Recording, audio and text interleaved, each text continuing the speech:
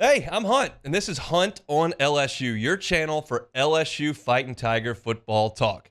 Enjoy the video. We want you to leave a comment below, hit that like button, and subscribe right below the video. Enjoy. Where I'm going to start today is with the freshmen on this LSU football team. If you've been listening to the show for the last 3 weeks, you know that we've done the series Meet the Freshmen, and we've gone through every single freshman on LSU's team. I talked about where they're from, heights and weights, strengths, positions, and what their impact could be on this team and in the program over the next few seasons. And that was for about 10 minutes every day. I'm going to boil that down here to about 10 minutes total, okay? Because I want to talk about the freshmen on this roster that I think could compete for playing time and impact this team. Keep in mind, in this era of college football, although freshmen are as ready to play as they've ever been in college football history, at this point, they're not leaned on very much because most teams can just go to the transfer portal and grab a 21 or 22-year-old instead of leaning on the 18-year-old. And that's what a lot of teams choose to do. And certainly LSU has done its fair share of that, but Brian Kelly has been adamant that he wants to build through the high school ranks. And this year, in this signing class, he brought in 20 high schoolers and 9 transfers. So you start to look through the 20 high school signees, and I've got a list here of guys that I think could have an impact. Let's start with P.J. Woodland.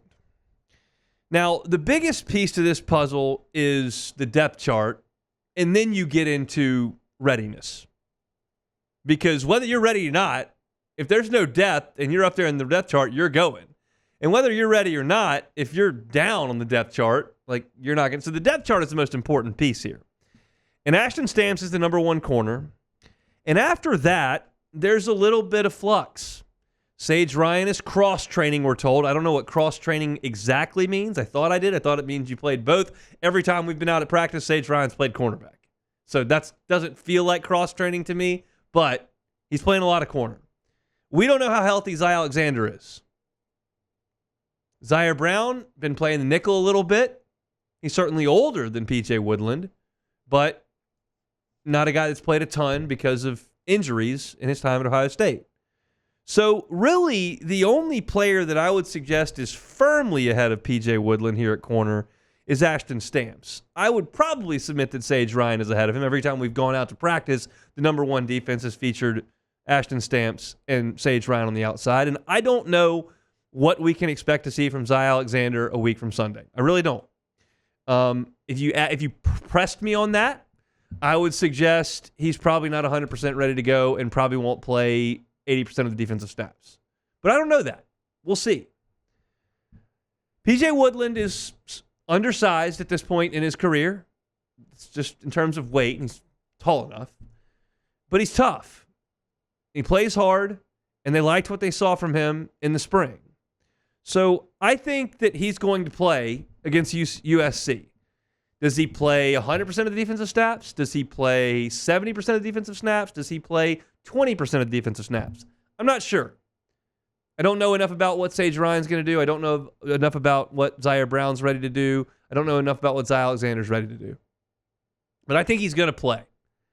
And there's a chance that he can make a real significant impact. So P.J. Woodland is one here. Let's stay on the defensive side of the ball and move back a level. Dashawn Spears has been one of the breakout players in camp. He was Deshaun McBride when he committed to LSU and signed, and he's really looked the part at safety to this point. Now, he's got Jordan Gilbert ahead of him. That's a guy who's been a multi-year starter at Texas A&M. You've got Jordan Allen ahead of him on the depth chart. I don't know what Sage Ryan's availability is at safety or where he stands in relation to Dashawn Spears. We just talked about that at corner. And I don't think Major Burns is going to go back and play deep safety. I think he's going to stay at that star spot.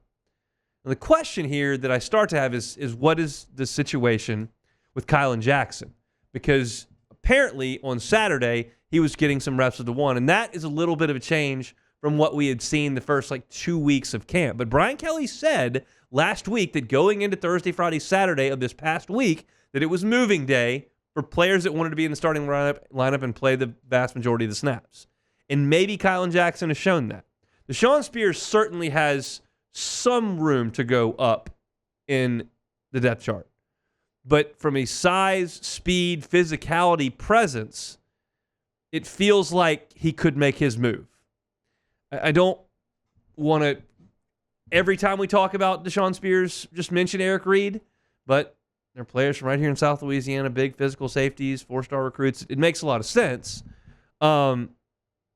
Reed kind of broke in midway through that 2010 season. He and Tyron Matthew and Thorold Simon, you could see the cavalry was coming. Patrick Peterson was on his way out. Mo Claiborne was established there, but those guys were on the way up, and they surged late in 2010, and they became stars in 2011. I wouldn't rule that out with Dashawn Spears. Again, every trajectory is different, but I feel like there's a chance that he could be an impact guy. I guess we'll stay on defense. The name that you're all probably going to point to when I go, well, who's going to be the biggest impact freshman? You go to those recruiting rankings, you go to Dominic McKinley. And I would caution you a little bit on that because I think you're looking at Jacobian Guillory, who's been far and away the best interior defensive lineman on the team. You look at some older players like Gio Paez and Jalen Lee, who are in their final year of eligibility. Don McKinley just got to campus. And those guys are firmly ahead of him. I don't know what exactly they think of Sean Washington to this point. We see a lot of him with the 2s and 3s, but it would surprise me if Don McKinley broke out as a freshman. Because I feel like Dashawn Spears, PJ Woodland, I'm going to talk about an offensive player here a little bit later. Like, their skill sets lend themselves to getting on the field a little bit more quickly because for their position, they're already big and physical, and they're running in space. Don McKinley is going to be busting helmets with juniors and seniors in college who are 3 and 4 years older than him and outweigh him by 15, 20 pounds. And oh, by the way, have been practicing this technique at this level for 3 or 4 years. He's very new to this, and this can be a bit overwhelming. So I mentioned Don McKinley because I know that you, the listener, are looking at the recruiting rankings and you understand this is a 5-star player and you're thinking about impact freshman, and the first guy you're going to go to is the 5-star player. I would pump the brakes a little bit on that. I think Woodland and Spears are closer to the field than Don McKinley.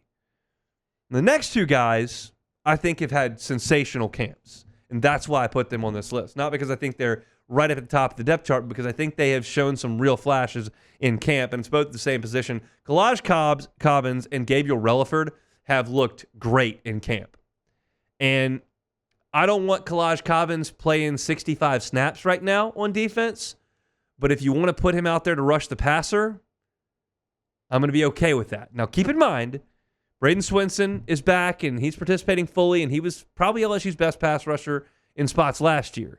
And Deshaun Womack is back, and Savion Jones has had a good couple of weeks. So, not like immediately, but one guy goes down, maybe as time goes on, you're looking for more of a pass rush because these older guys who haven't been stars in their time at LSU, far from it, aren't quite getting it done. Kolaj Cobbins, Gabriel Reliford could be asked to go in there and rush the passer.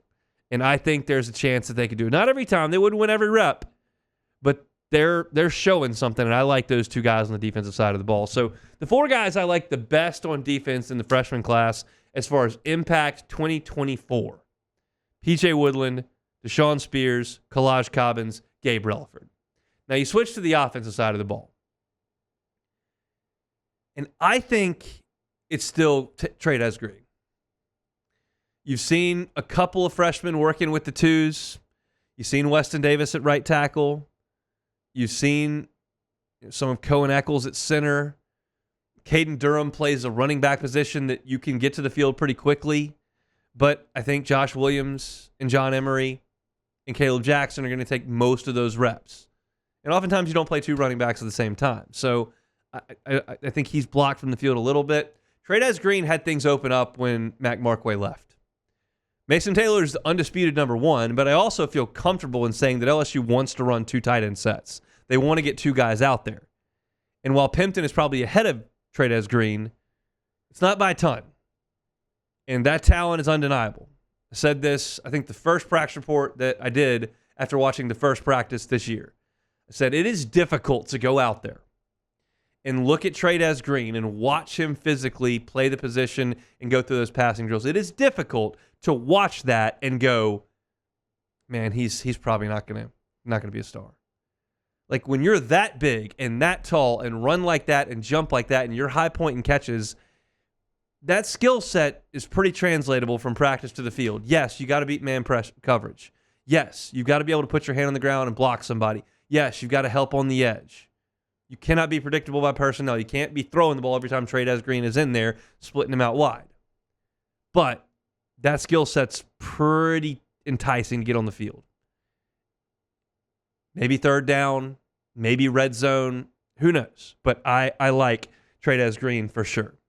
So I think that's probably my list of 5. PJ Woodland, Dashawn Spears, Kolaj Cobbins, Gabe, that's the second time I mispronounced that. Gabe Reliford and Trey DeZ Green. Those are the 5 out of the 20 in this high school signing class that I think make the biggest impact on this football team. That's not to say these are the best players that will have the best 3-year career. I'm just looking at the depth chart, looking at them physically right now, looking at what we've seen in camp, we've heard in camp, and that seems to be the 5 that I think are probably the quickest to the field to make an impact. We'll see. If you're looking for our LSU football content, you can find it on YouTube. Hunt on LSU is where you can find it. All LSU football all the time on YouTube. Hunt on LSU. Hey, thanks for watching Hunt on LSU. Before you get out of here, do us a couple of favors. Hit that like button, leave your comments below, and subscribe to the channel for all your Fighting Tiger football talk. See you next time.